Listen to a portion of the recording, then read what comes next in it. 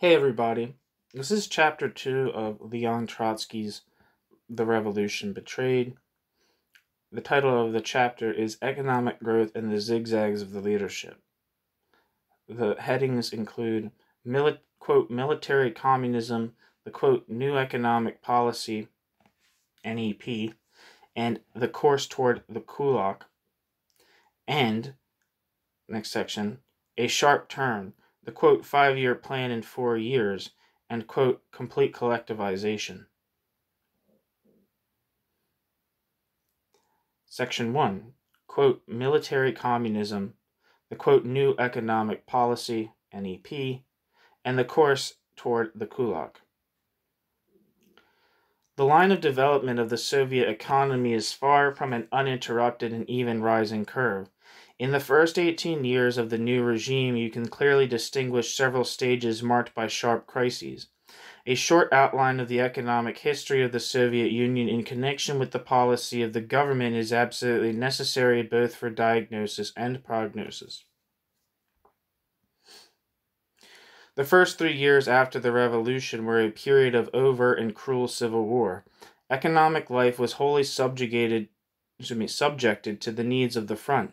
Cultural life lurked in corners and was characterized by a bold range of creative thought, above all the personal thought of Lenin, with an extraordinary scarcity of material means.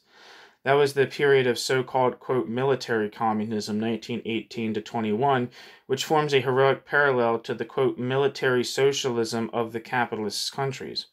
The economic problems of the Soviet government in those years came down chiefly to supporting the war industries and using the scanty resources left from the past for military purposes and to keep the city population alive. Military communism was, in essence, the systematic regimentation of consumption in a besieged fortress. It is necessary to acknowledge, however, that in its original conception it pursued broader aims. The Soviet government hoped and strove to develop these methods of regimentation directly into a system of planned economy and distribution as well as production. In other words, from, quote, military communism, it hoped gradually, but without destroying the system, to arrive at genuine communism. The program of the Bolshevik Party adopted in March 1919 said, quote, in the spirit of distribution, the present task of the Soviet government is unwaveringly to continue on a planned, organized, and statewide scale to replace trade by the distribution of products, end quote. Reality, however, came into increasing conflict with the program of, quote, military communism. Production continually declined, and not only because of the quenching of the stimulus of personal interest among the producers. The city demanded grain and raw materials from the rural districts, giving nothing in exchange except varicolored pieces of paper, named, according to the ancient memory, money. And the music, M-U-Z-H-I-K, buried his stores in the ground. The hell's music? A Russian peasant.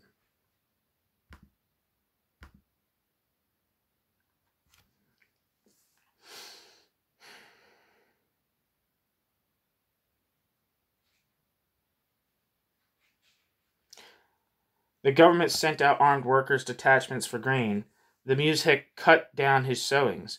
Industrial production of steel fell from 4.2 million tons to 183,000 tons, that is, to 1/23 of what it had been. The total harvest of grain decreased from 801 million hundredweight to 503 million in 1922. That was a year of terrible hunger. Foreign trade at the same time plunged from 2.9 billion rubles to 30 million. The collapse of the productive forces surpassed anything of the kind that history had ever seen. The country and the government with it were at the very edge of the abyss. The utopian hopes of the epoch of military communism came to it later for a cruel and in many respects just criticism. The theoretical mistake of the ruling party remains inexplicable. However, only if you leave out the account of the fact that all the calculations of that time were based on the hope of an early victory of the revolution in the West.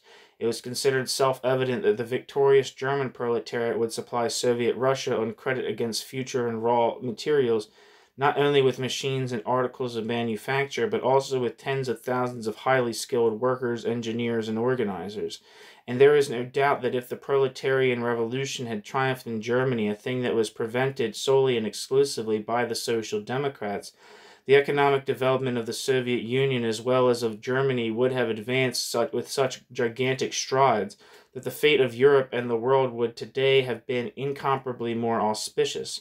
It can be said with certainty, however, that even in that happy event it would still have been necessary to renounce the direct state distribution of products in favor of the method of commerce. Lenin explained the necessity of restoring the market by the existence in the country of millions of isolated peasant enterprises unaccustomed to define their economic relations with the outside world except through trade. Trade circulation would establish a, quote, connection, as it was called, between the peasant and nationalized industries. The theoretical formula for this, quote, connection is very simple. Industry should supply the rural districts with necessary goods at such prices as to enable the state to forego forcible collection of the products of peasant labor. To mend economic relations with the rural districts was undoubtedly the most critical and urgent task of the new economic policy. A brief experiment showed, however, that industry itself, in spite of its socialized character, had needed the methods of money payment worked out by capitalism. A planned economy cannot rest merely on intellectual data. The play of supply and demand remains for as long a period a necessary material basis and indispensable corrective. The market, legalized by the NEP, began with the help of an organized currency to do its work. As early as 1923, thanks to an initial stimulus from the rural districts, industry began to revive, and moreover it immediately hit a high tempo. It is sufficient to say that production doubled in 1922 and 1923, and by 1926 had already reached the pre-war level, that is, had grown more than 5 times in size in 1921. At the same time, although at a much more modest tempo, the harvests were increasing. Beginning with the critical year 1923, the disagreements observed earlier in the ruling party on the relation between industry and agriculture began to grow sharp. In a country which had completely exhausted its stores and reserves, industry could not develop except by borrowing grain and raw material from the peasants. Too heavy, quote, forced loans, end quote, of products, however, would destroy the stimulus to labor. Not believing in the future prosperity, the peasant would answer the grain expeditions from the city by a sowing strike. Too light conditions, on the other hand, threatened a standstill. Not receiving industrial products, the peasant would turn to industrial labor to satisfy their own needs and revive the old home crafts. The disagreements in the party began about the question how much to take from the villages for industry, in order to hasten the period of dynamic equilibrium between them. The dispute was immediately complicated by the question of the social structure of the village itself. In the spring of 1923, at a congress of the party, a representative of the, quote, left opposition, not yet, however, known by that name, demonstrated the divergence of industrial and agricultural prices in the form of an ominous diagram. This phenomenon was first called the, quote, scissors, a term which has since become almost international. If the further lag of industry, said the speaker, continues to open these scissors, then a break between city and country is inevitable. The peasant made a sharp distinction between the democratic and agrarian revolution which the Bolshevik party had carried through and its policy directed towards laying the foundations of socialism. The expropriation of the landlords in the state lands brought the peasants upward 500 million gold rubles a year. In price of state products, however, the peasants were paying out a much larger sum. So long as the net result of the two revolutions, democratic and socialist, bound together by the firm no. Oh, no, that's a weird thing. It's not right. Reduced itself for the peasantry to a loss of hundreds of millions, a union of the two classes remained dubious. The scattered character of the peasant economy inherited from the past was aggravated by the results of the October Revolution. The number of independent farms rose during the subsequent decade from 16 to 25 million, which naturally strengthened the purely consumatory character of the majority of peasant enterprises. That was one of the causes of the lack of agricultural products.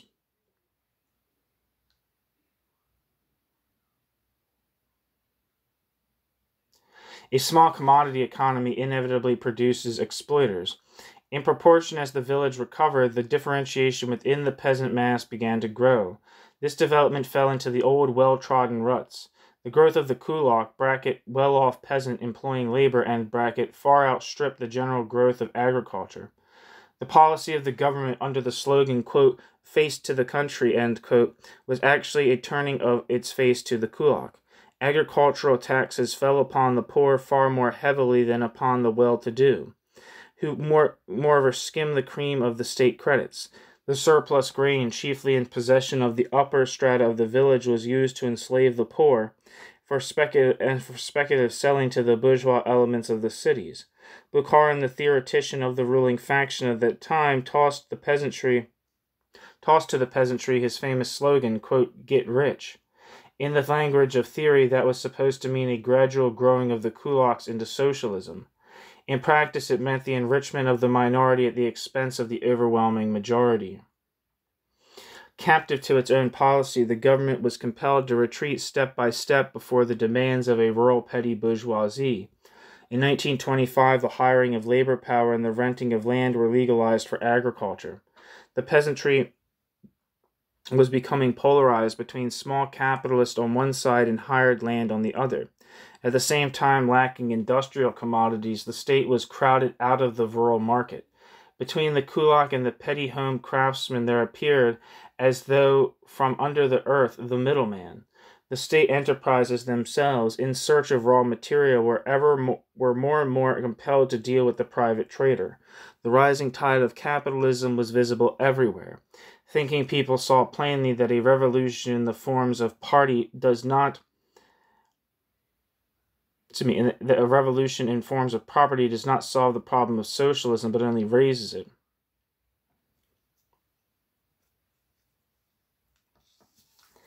In 1925, when the course toward the kulak was in full swing, Stalin began to prepare for the denationalization of the land. To a question asked at his suggestion by a Soviet journalist, quote, would it not be expedient in the interest of agriculture to deed over to each peasant for 10 years the parcel of land tilled by him, end quote? Stalin answered, quote, yes, and ever for 40 years, end quote.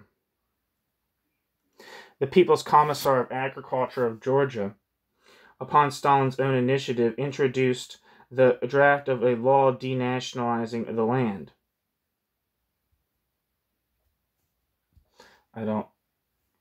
I'm not sure if the People's Commissar of Agriculture of Georgia was curious if it was Orjana Kidze, Stalin's close comrade, also from Georgia. The aim was to give the farmer confidence in his own future. When this was going on in the spring of 1926, almost 60% of the grain destined for sale was in the hands of 6% of the present proprietors. The state lacked grain not only for foreign trade, but even for domestic needs. The insignificance of exports made it necessary to forego bringing in articles of manufacture, and cut down to the limit the import of machinery and raw materials. Retarding industrialization and striking a blow at the general mass of the peasants, this policy of banking on the well-to-do farmer revealed unequivocally inside of 2 years. In 1924-26, its political consequences. It brought about an extraordinary increase of self-consciousness in the petty bourgeoisie of both city and village, a capture of them by them of many of the lower Soviets, an increase of the power and self-confidence of the bureaucracy, a growing pressure upon the workers, the complete suppression of party and Soviet democracy. The growth of the kulaks alarmed two eminent members of the ruling group, Zinoviev and Kamenev, who were significantly presidents of the Soviets of the two chief proletarian centers, Leningrad and Moscow. But the provinces, and still more the bureaucracies, stood firm for Stalin. The course toward the well-to-do farmer won out, as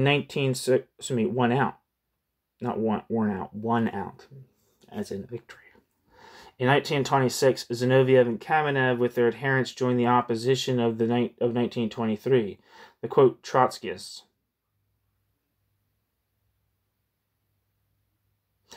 Of course, quote, in principle, the ruling group did not even then renounce the collectivization of agriculture. They merely put it off a few decades in their perspective. The future People's Commissar of Agriculture, Yakovlev, wrote in 1927 that although the socialist reconstruction of the village can be accomplished only through collectivization, still, quote, this obviously cannot be done in 1, 2, or 3 years and maybe not in 1 decade, end quote. Quote, the collectivization of farms and communes, end quote, he continued, quote, ... are now and will for a long time undoubtedly remain only small islands in a sea of individual peasant holdings, end quote. And in truth, in that period, only 8% of the peasant families belonged to the collectives. The struggle in the party about the, quote, so-called quote, general line, which had come to the surface in 1923, became especially intense and passionate in 1926. In its extended platform, which took up all the problems of industry and economy, the left opposition wrote, quote, the party ought to resist and crush all tendencies directed to the annulment or undermining of the nationalization of land, one of the pillars of the proletarian dictatorship, end quote. On that question, the opposition gained the day. Direct attempts against nationalization were abandoned, but the problem, of course, involved more than forms of property in land.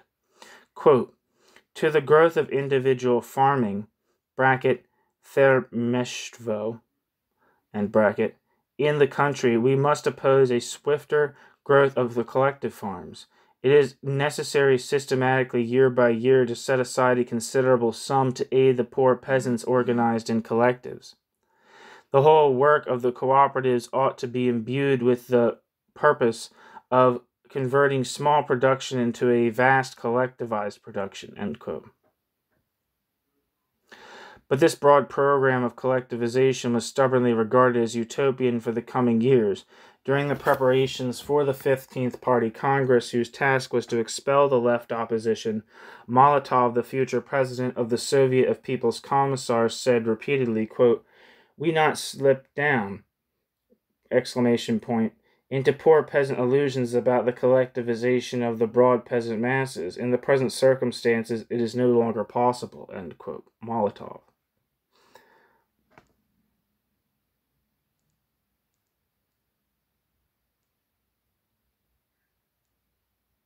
It was then, according to the calendar, the end of 1927. So far was the ruling group at that time from its own future policy toward the peasants.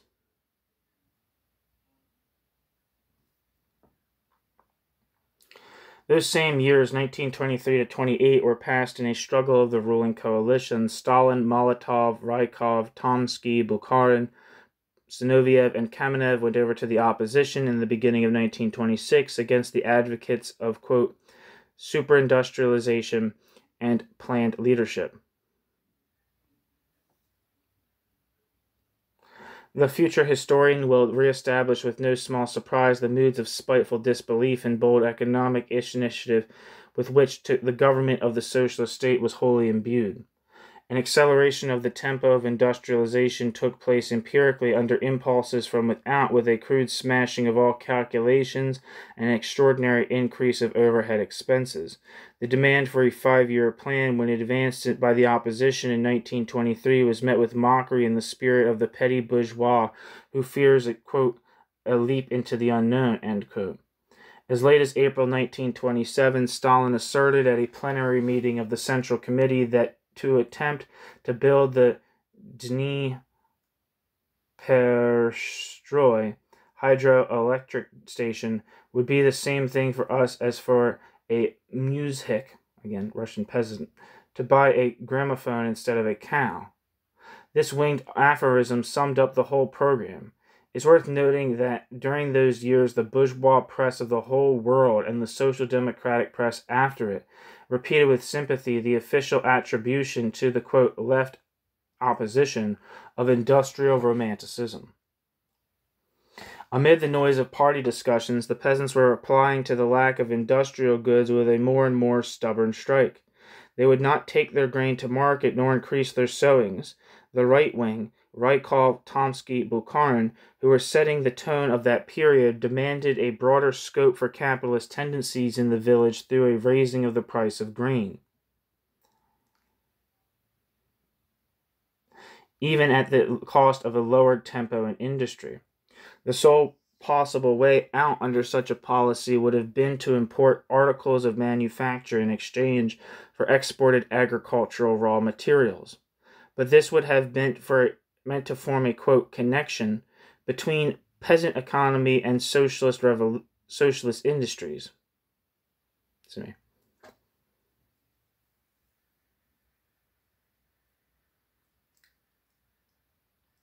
But this would have meant to form a, quote, connection, not between the peasant economy and the socialist industries, but between the Kulak and world capitalism.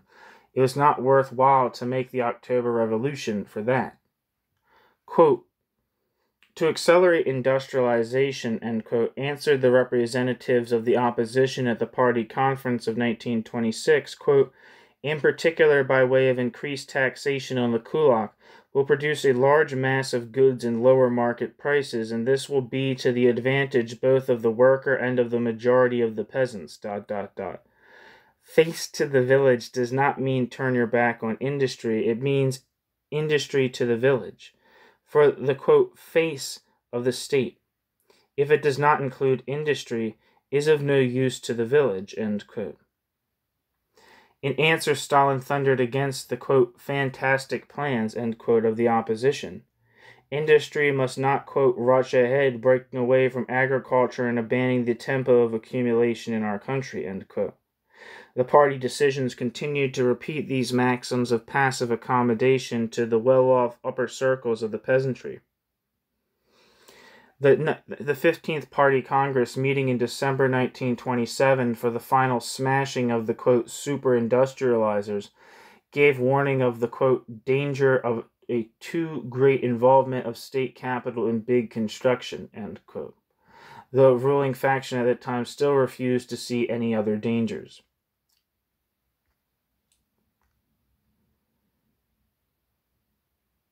In the economic year 1927 to 28, the so-called Restoration period, in which industry worked chiefly with pre-revolutionary machinery and agriculture with the old tools, was coming to an end. For any further adaptive, independent industrial construction on a large scale was necessary. It was impossible to lead any further gropingly and without plan. The hypothetical possibilities of socialist industrialization have been analyzed by the opposition as early as 1923 to 25.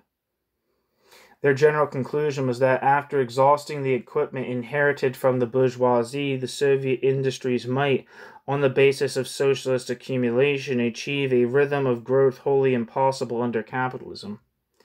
The leaders of the ruling faction openly ridiculed our cautious coefficients in the vicinity of 15 to 18% as the fantastic music of an unknown future.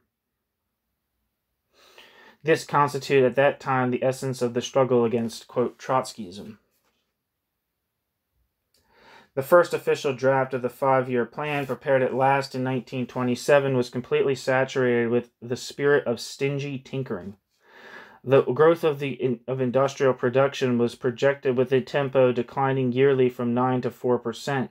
Consumption per person was to increase during the whole 5 years, 12%. The incredible timidity of thought in this first plan comes out clearly in the fact that the state budget at the end of the 5 years was to constitute in all 16% of the national income, whereas the budget at the end of the 5 years was to let me reread that. Consumption per person was to increase during the whole 5 years 12%. The incredible timidity of thought in this first plan comes out clearly in the fact that the state budget at the end of the 5 years was to constitute in all 16% of the national income, whereas the budget of Tsarist Russia, which had no intention of creating a socialist society, swallowed 18%. It is perhaps worth adding that the engineers and economists who drew up this plan were some years later severely judged and punished by law as conscious sabotagers acting under the direction of foreign powers. The accused might have answered that they dared. The accused might have answered had they dared that their planning work corresponded perfectly to the, quote, general line of the Politburo at that time and was carried out under its orders.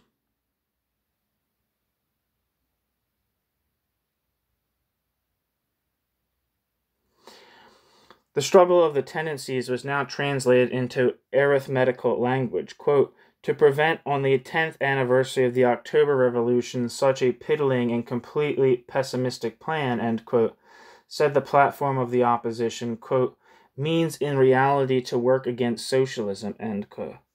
A year later, the Politburo adopted a new 5-year plan with an average yearly increase of production amounting to 9%.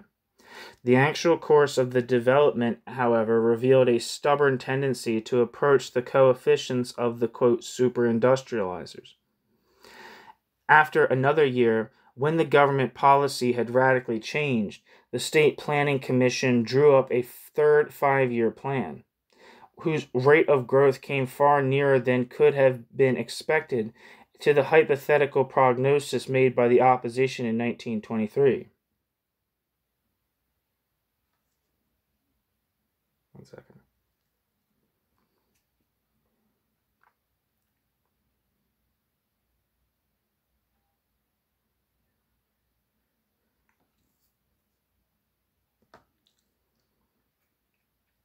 The real history of the economic policy of the Soviet Union, as we thus see, is very different from the official legend.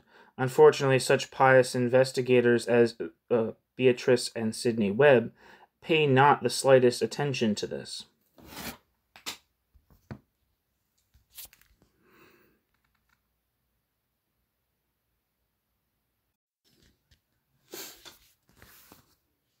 Two, a sharp turn, quote, 5-year plan in 4 years, and, quote, complete collectivization. Irresoluteness before the individual peasant enterprises, distrust of large plans, defense of a minimum tempo, neglect of international problems, all this taken together form the essence of the theory of, quote, socialism in one country, first put forward by Stalin in the autumn of 1924 after the defeat of the proletariat in Germany. Not to hurry with industrialization, not to quarrel with the muzhik, or peasant, not to count on world revolution, and above all to protect the power of the party bureaucracy from criticism.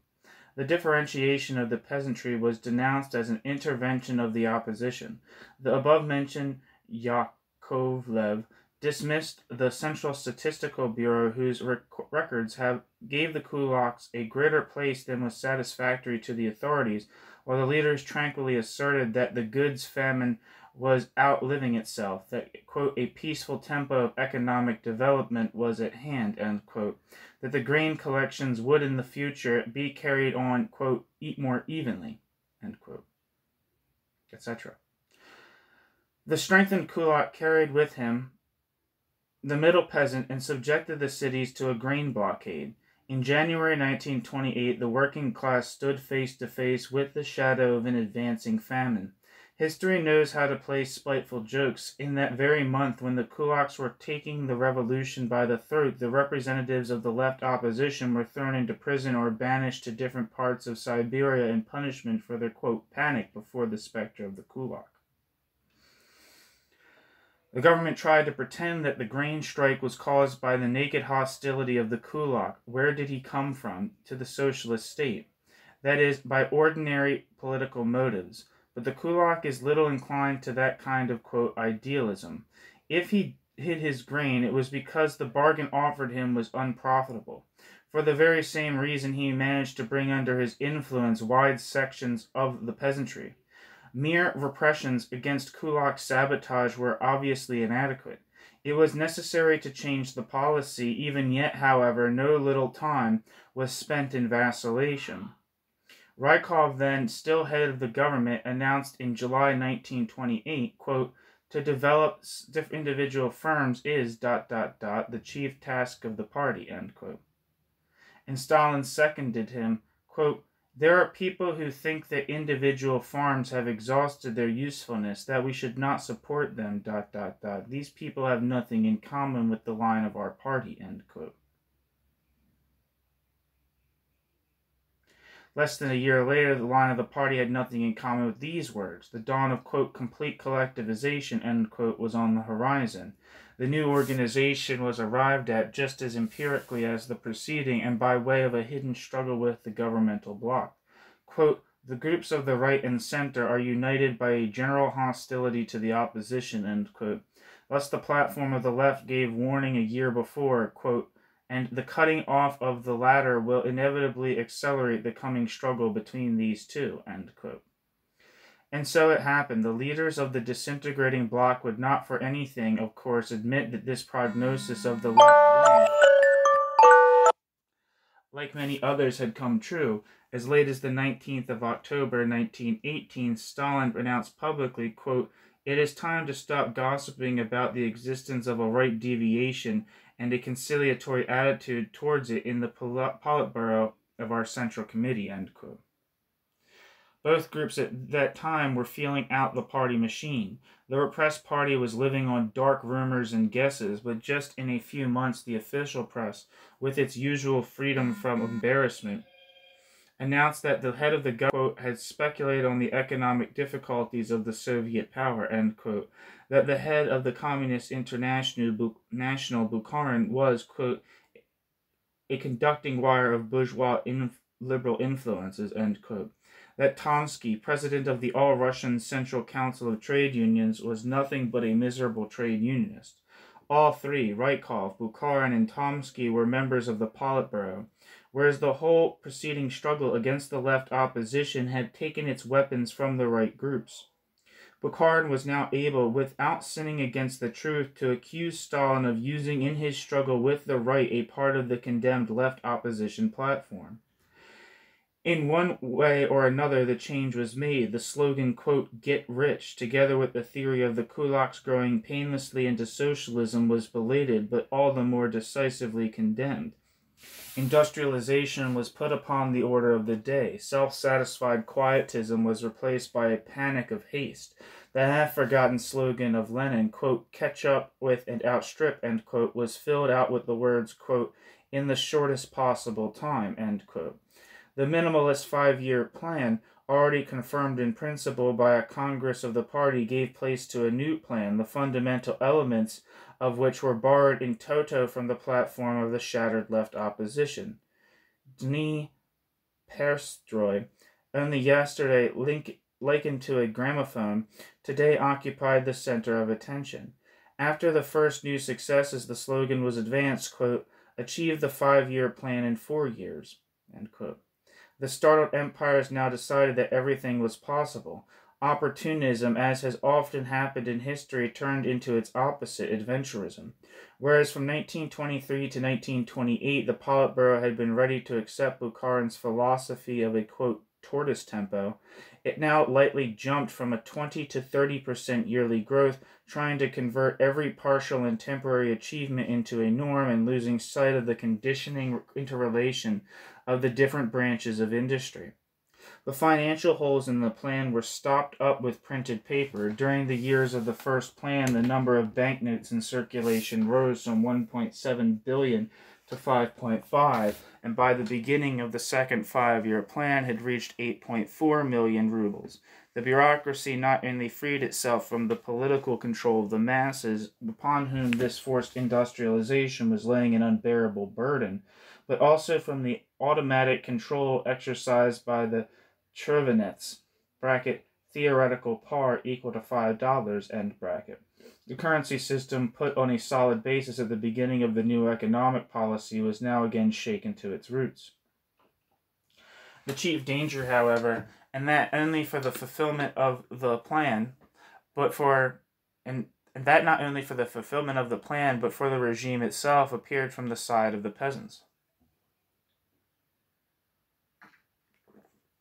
On the 15th of February 1928, the population of the country learned with surprise from an editorial in Pravda that the villages looked not at all the way they had been portrayed up to that moment by the authorities, but on the contrary, very much as the expelled left opposition had presented them.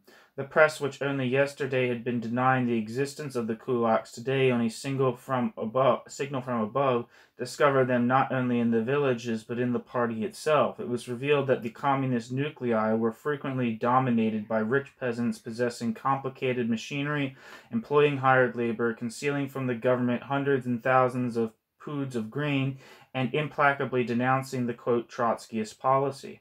The newspapers vied with each other in printing sensational exposures of how kulaks in the position of local were denying admission to the party to the poor peasants and hired hands.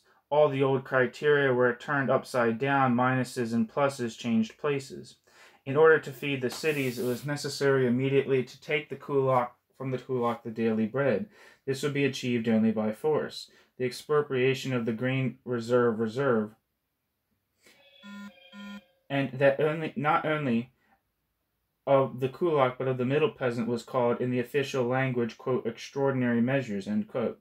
This phrase is supposed to mean that tomorrow everything will fall back into the old rut. But the peasants did not believe fine words, and they were right. The violent seizures of grain deprived the well-off peasants of their motive to increase sowings. The hired hands and the poor peasant found themselves without work. Agriculture again arrived in a blind alley, and with it the state. It was necessary at any cost to reform the, quote, general line. Stalin and Molotov, still giving individual farming the chief place, began to emphasize the necessity of a swifter development of the Soviet and collective farms, since the bitter need of food did not permit a cessation of military expenditures into the country. The program of promoting individual farms was left hanging in the air. It was necessary to, quote, slip down to collectivization. The temporary, quote, extraordinary measures, end quote, for the collection of grain developed unexpectedly into a program of, quote, liquidation of the kulaks as a class, end quote. From the shower of contradictory commands, more copious than food rations, it became evident that on the peasant question the government had not only no 5-year plan, but not even a 5-month program. According to the new plan drawn up under the spur of a food crisis, collective farms were at the end of 5 years to comprise about 20% of the peasant holdings. This program, whose immensity will be clear when you consider that during the preceding 10 years, collectivization had affected less than 1% of the country, was nevertheless by the middle of the 5 years left far behind. In November 1929, Stalin abandoned his own vacillations, announced the end of individual farming. The peasants, he said, are entering the collective farms, quote, in whole villages, counties, and even provinces, end quote. Yakovlev, who 2 years before had insisted that the collectives would for many years remain only, quote, islands in a sea of peasant holdings, end quote, now received an order as People's Commissar of Agriculture to, quote, liquidate the kulaks as a class, end quote, and establish complete collectivization at the, quote, earliest possible date, end quote. In the year 1929, the proportion of collective farms rose from 1.7% to 3.9%. In 1930, it rose to 23.6%, in 1931 to 52.7%, and in 32 to 61.5%. At the present time, hardly anyone would be foolish enough to repeat the twaddle of liberals to the effect that collectivization as a whole was accomplished by naked force. In former historic epochs, the peasants in their struggle for land have at one time raised an insurrection against their landlords, at another sent a stream of colonizers into untilled regions, at still another rushed into all kinds of sects which promised to reward the peasant, with heaven's vacancies for his narrow quarters on earth. Now, after the expropriation of the great estates and the extreme parcelation of land, of these small parcels into big tracts, has become a question of life and death for the peasants, for agriculture, and for society as a whole. The use of naked force in the collectivization is not an exaggeration, just to be clear. The problem, however, is far from settled by these general historic considerations. The real possibilities of collectivization are determined not by the depth of the impasse of the villages and not by the administrative energy of the government, but primarily by the existing productive resources, that is, the ability of industries to furnish large-scale agriculture with the requisite machinery. These material conditions are lacking. The collective farms were set up with an equipment suitable in the main only for small-scale farming. In these conditions, an exaggeratedly swift collectivization took the character of an economic adventure. Caught unawares by the radicalism of its own shift of policy, the government did not and could not make even an elementary political preparation for the new course. Not only the peasant masses, but even the local organs of power were ignorant of what was being demanded of them.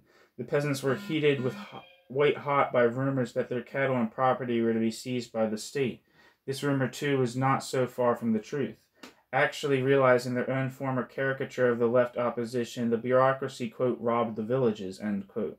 Collectivization appeared to the peasant primarily in the form of an expropriation of all his belongings. They collectivized not only horses, cows, sheep, pigs, but even newborn chickens.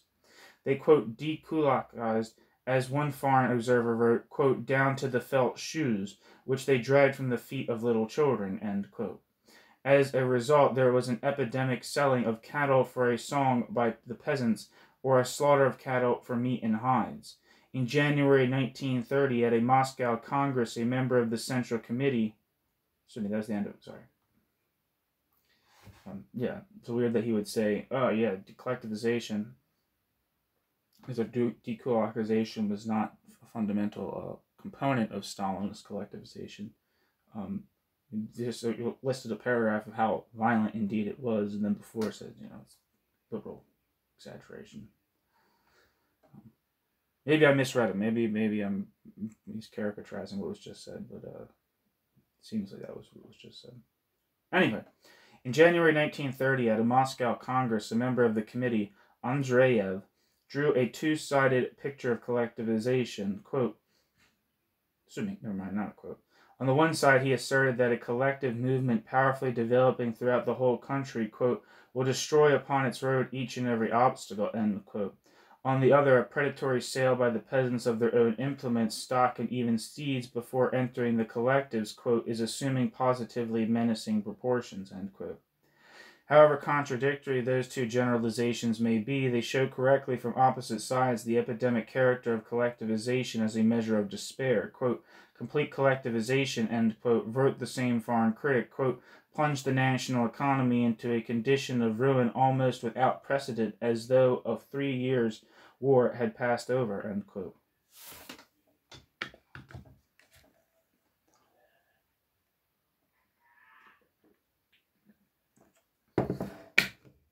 "25 million isolated peasant egoisms, which yesterday had been the sole motive force of agriculture, weak like an old farmer's nag, but nevertheless forces, the bureaucracy tried to replace at one gesture by the command of 2,000 collective farm administrative offices, lacking technical equipment, agronomic knowledge, and the support of the peasants themselves.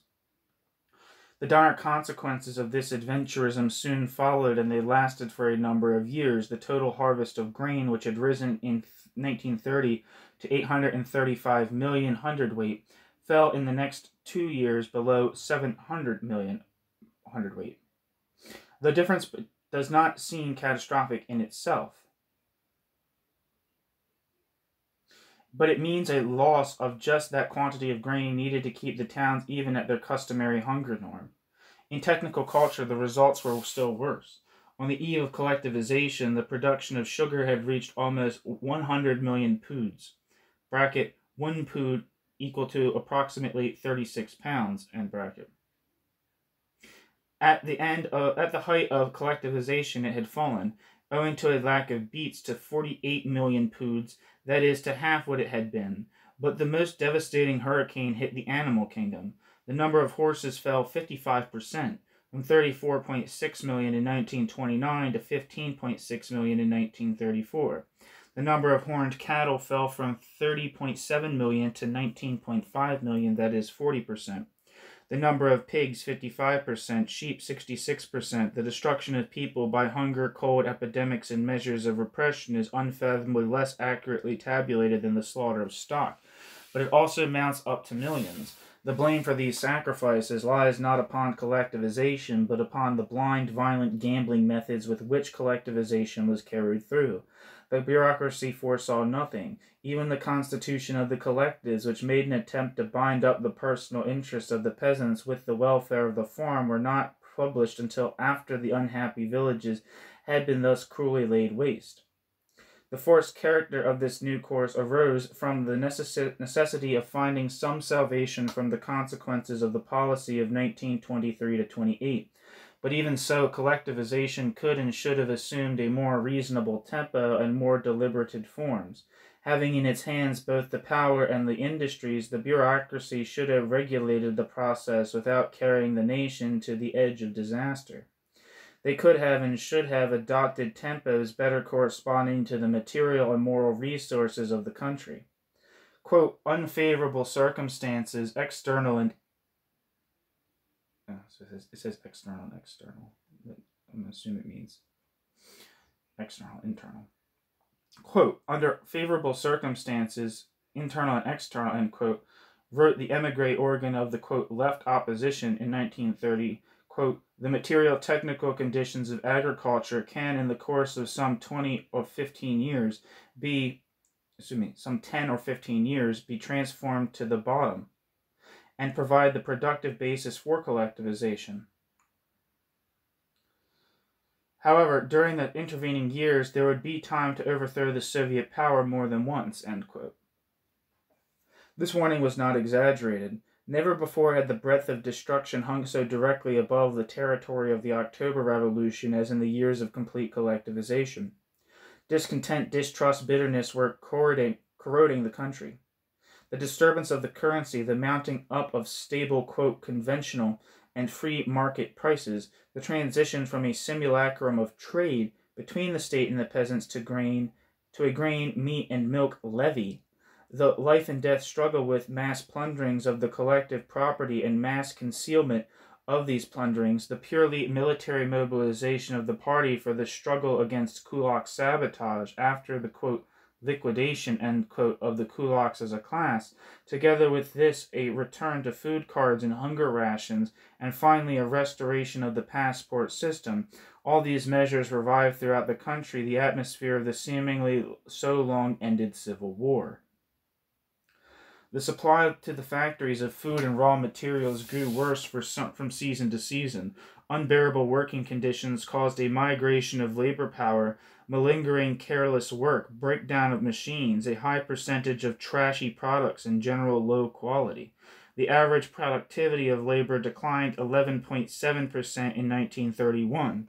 According to an incidental acknowledgment of Molotov printed in the whole Soviet press, industrial production in 1932 rose only 8.5%, instead of the 36% indicated by the year's plan.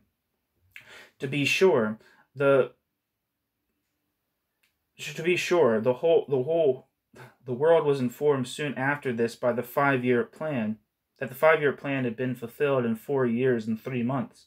But that means only that the cynicism of the bureaucracy and its manipulations of statistics and public opinion is without limit.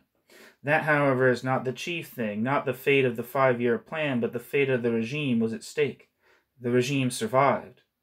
But that is the merit of the regime itself, which had put down deep roots in the popular soil. It is in no less degree due to favorable external circumstances. In those years of economic chaos and civil war in the villages, the Soviet Union was essentially paralyzed in the face of a foreign enemy. The discontent of the peasantry swept through the army. Mistrust and vacillation demoralized the bureaucratic machine and the commanding cadres. A blow either from east or west at that period might have had fatal consequences. Fortunately, the first years of crisis in trade and industry had created throughout the capitalist world moods of bewildered, watchful waiting.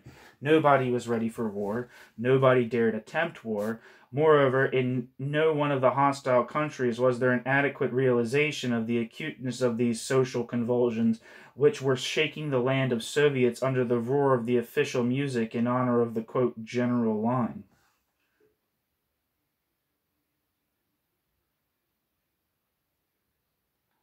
There's 3 stars here, so it's a new section. In spite of its brevity, our historical outline shows, we hope, how far removed the actual developments of the workers' state has been from an idyllic picture of the gradual and steady piling up of successes. From the crises of the past, we shall later on derive important indications for the future, but besides that, a historic glance at the economic policy of the Soviet government and its zigzags has seemed to us necessary in order to destroy the artificially inculcated individualistic fetishism which finds the sources of success, both real and pretended, in the extraordinary quality of the leadership and not in the conditions of socialized property created by the revolution. Sorry.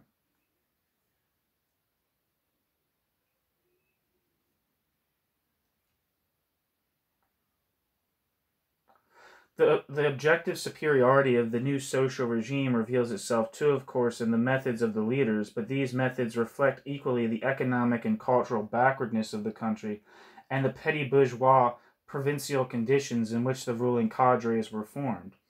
It would be the crudest mistake to infer from this that the policy of the Soviet leaders is of third-rate importance. There is no other government in the world in whose hands the fate of the whole country is concentrated to such a degree. The success and failures of an individual capitalist depend not wholly, of course, but to a very considerable and sometimes decisive degree upon his personal qualities. Mutatis mutandis, the Soviet government occupies in relation to the whole economic system the position which a capitalist occupies in relation to a single enterprise. I want to repeat that sentence again. Mutatis mutandis, the Soviet government occupies in relation to the whole economic system which a capitalist occupies in relation to a single enterprise. I don't know, but I feel like people who step away from Trotskyism or step away from not Trotskyism, but at least the degenerated worker state thesis probably sees upon that line. Probably not the, perhaps not the bureaucratic collectivist, but certainly the state capitalist. The centralized character of the national economy converts the state power into a factor of enormous significance, but for that very reason, the policy of the government must be judged not by summarized results, not by naked statistical data, but by the specific role which conscious foresight and plain leadership have played in achieving these results. The zigzags of the governmental course have reflected not only the objective contradictions of the situation, but also the inadequate ability of the leaders to understand these contradictions in season and react prophylactically against them.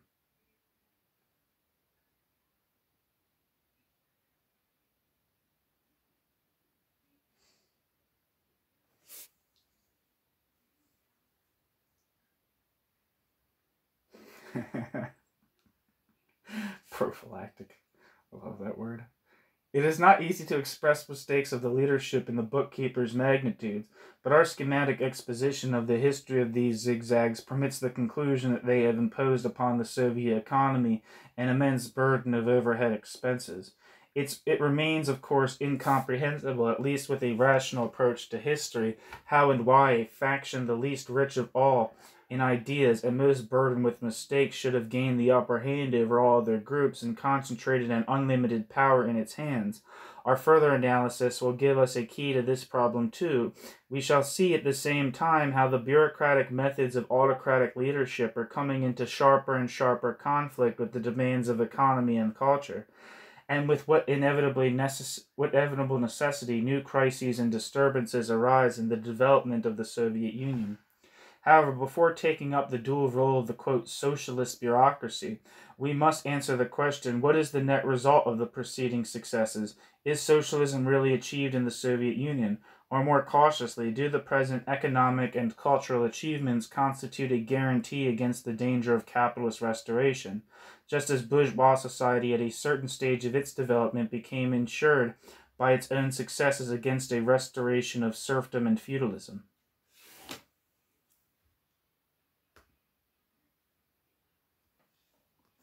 Thanks for listening.